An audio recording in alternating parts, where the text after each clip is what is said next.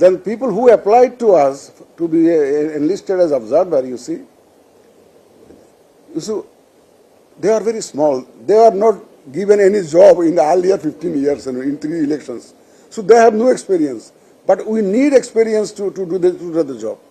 But the organizations who actually applied for doing the observation, they did not have any experience because they are not allowed any chance in the earlier regime. In the process, we excluded the earlier organizations which served as observers, and it was pretty difficult for us to actually identify the real good observer organizations domestically. And some we have collected information on many. Many of them don't have even good offices and all that. So a lot of criticism came up in the local newspapers. So we had to strike off many of those local observers. Then coordination among the law enforcement agencies. You see that I don't like to talk too much on that because the institutional capacity of the law enforcement agencies enormously, deteriorated because of the mass uprising, And so the coordination among the law enforcement agencies, it was a big challenge. My colleague, Mr. Brigadier Sanallah, he has done a great job because he was entrusted the responsibility. By the way, I must tell you, the crucial decision that we took, rather I took, we divided the responsibilities among the EC members. So I specifically assignment to each and every members of the Election Commission that he will be responsible for monitoring, supervision and delivery of the respective responsibilities. Sir, Brigadier General Sanallah was given the expatriate voting and also the coordination among the law enforcement agencies, monitoring and exercise and all that. He was responsible for the administration, field administration, arrangement of the presiding officer, polling officer, deputy commissioners, and he was for rules and laws.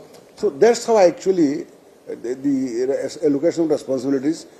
So this coordination within the EC, it played a very great role. My colleagues actually had done a great job, excellent performance, and they fulfilled all their commitments and the responsibilities.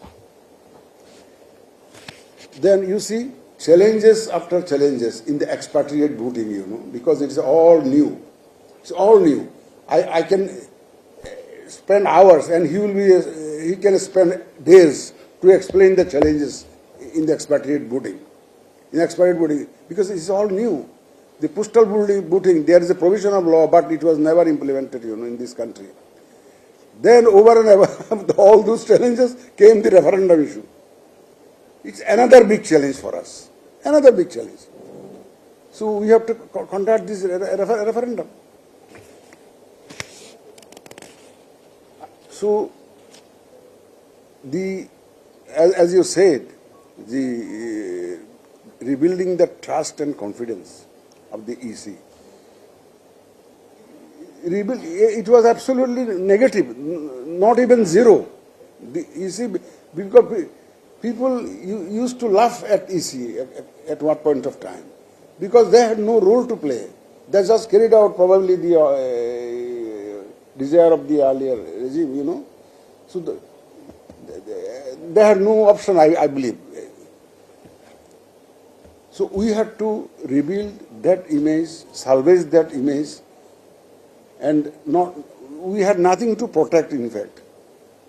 As you said, protecting the image, we had nothing to protect. We had to build, not even rebuild, we had to build and then protect it.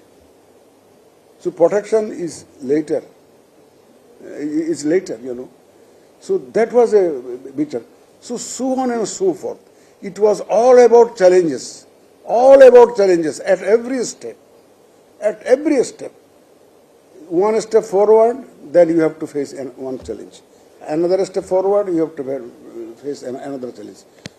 And by the grace of Almighty, we have been able to address those challenges and deliver a very, as you said, it's a lesson in the region, is in the region. So with the cooperation of my colleagues in EC and also my colleagues working in the field.